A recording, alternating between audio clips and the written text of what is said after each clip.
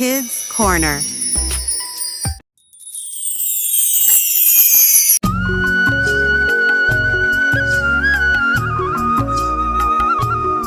कंजूस और उसका सोना।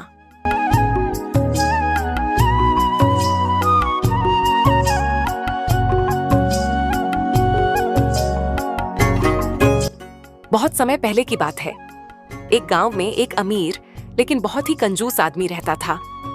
उसके पास खूब सारा पैसा था, लेकिन वह किसी को कुछ नहीं देता था और खुद भी उस पैसे का कोई उपयोग नहीं करता था।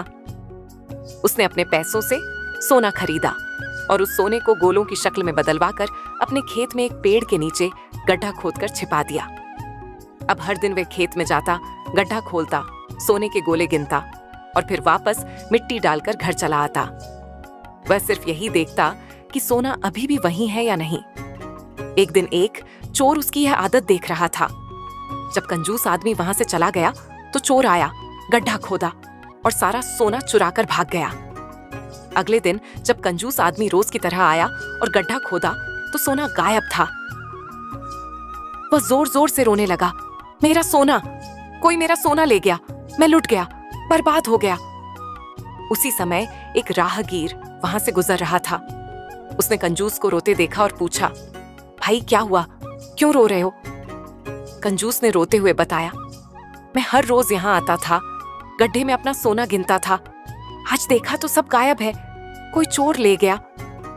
राहगीर को हैरानी हुई।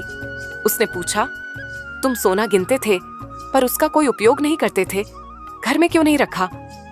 कंजूस बोला, नहीं, मैं अपने सोने को सिर्फ देखता था, कभी खर्च नहीं करता।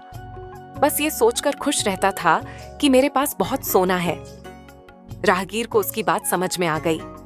उसने जमीन से कुछ कंकड़ उठाए, गड्ढे में डाले और कहा, तो लो, इन कंकड़ों को ही अपना सोना समझ लो और रोज इन्हें गिन लिया करो, क्योंकि जैसे तुम अपने असली सोने का कभी इस्तेमाल नहीं करते थे, वैसे ही ये कंकड़ भी बेकार है। अगर किसी चीज का कोई उपयोग नहीं तो उसका होना और न होना एक ही बात है। इस कहानी से हमें ये सीख मिलती है कि जिस धन का कोई उपयोग न हो उसकी कोई कीमत नहीं होती।